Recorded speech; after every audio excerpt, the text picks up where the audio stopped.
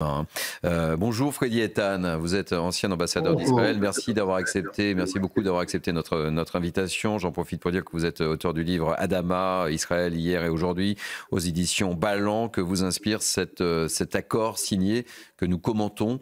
Et je le disais avec ce sentiment effectivement de joie, mais également d'inquiétude pour toutes les raisons que l'on vient d'évoquer, Freddy Ethan. Évidemment, il faut dire que cet accord est vulnérable. Il est semé d'obstacles, mais est douloureux, vous l'avez mentionné.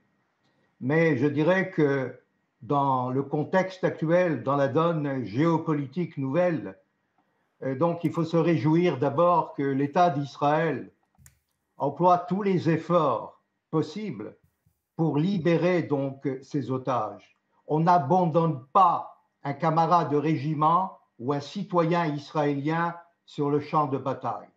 Donc c'est la devise de Tsahal et c'est la devise de l'État d'Israël et du peuple juif depuis des millénaires. Et donc dans ce contexte-là, je crois que nous devons voir les choses au-delà de l'humanitaire et au-delà de la libération des otages. Car nous allons tourner une page. L'Amérique, donc, va tourner la page au Proche-Orient avec l'installation de Donald Trump à la Maison-Blanche. Selon vous, c'est un accord fragile ? Il est fragile, il est semé d'obstacles, d'embûches, parce qu'on a affaire, il faut comprendre, parce qu'on n'a pas affaire à un échange entre deux prisonniers de guerre, entre des États souverains. L'échange avec des terroristes, avec des barbares qui, le 7 octobre, ont assassiné, ont tué, massacré des enfants, des femmes, des vieillards et ont pris en otage plus de 250 otages. Donc c'est là la différence, parce que ces terroristes bafouent les traités internationaux. Ces terroristes se moquent éperdument donc des gouvernements. Et surtout, ce sont des terroristes religieux et qui, pour eux, Allah est grand. Et donc, rien n'empêche pour eux de poursuivre leur combat. Et c'est là aussi qu'il faut dire, parce que l'Iran est derrière.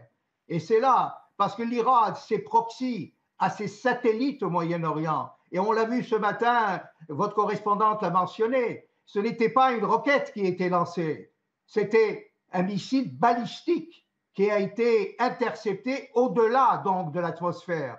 Pour vous dire que s'il tombait, et heureusement que notre défense aérienne a pu intercepter au-delà des frontières d'Israël en mer Rouge pour ne pas arrêter. Mais il y avait 1 million d'Israéliens qui ont accouru vers les abris, qui ont couru un peu partout. Et vous savez, aujourd'hui en Israël, le temps est magnifique, il fait très beau et le soleil brille. Et les gens étaient à la plage. Et qu'est-ce qui s'est passé? Tous ont couru parce que les Houthis, qui sont des, je dirais même des antisémites, car leur devise est là, c'est contre les Juifs, ce n'est pas seulement contre Israël. Et donc, ils vont continuer. Et nous espérons que, d'une part, la France, puisque la France a accès aussi à la mer Rouge, a accès donc à ce qu'on appelle le détroit d'Aden, et donc doit aussi, parce qu'il ne s'agit pas seulement d'Israël, il s'agit de mettre en péril le commerce international dans cette région.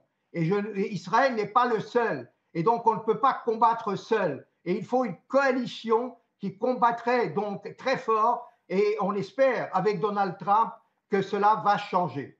Dernière question, Freddy Ethan. Que pensez-vous de la visite d'Emmanuel Macron à Beyrouth? Je suppose que vous auriez préféré qu'il se déplace en Israël? Oui, je suppose, parce que, vous savez, Emmanuel Macron préfère évidemment le cérémonial et les coups un peu médiatiques. Il a envoyé Barrot à Damas. Il a rencontré donc celui qui a été le terroriste notoire, Mohamed El-Jolani, qui est d'Al-Qaïda. Et on ne peut pas aussi aider et financer. Vous savez que l'Union européenne va investir, va donner donation de 325 millions d'euros à Damas, un régime précaire, un régime où on ne sait pas comment ça va évoluer. Et en plus, essayer par tous les moyens de montrer par là que le Hezbollah ne fait rien, il faut savoir aussi qu'une conférence internationale qui ne concerne pas Israël, puisqu'Israël ne sera pas invité, donc c'est une conférence qui s'agit seulement des pays arabes comme on l'a fait en Arabie saoudite. Je suppose que Emmanuel Macron, hélas, malheureusement, plusieurs fois essaye par tous les moyens d'avoir un crédit international, mais dans le fond est un peu ignorant et ne connaît pas préalablement la situation sur le terrain. Merci beaucoup Freddy Eitan, ancien ambassadeur d'Israël. Merci beaucoup d'avoir accepté notre invitation. Harold Iman, je me tourne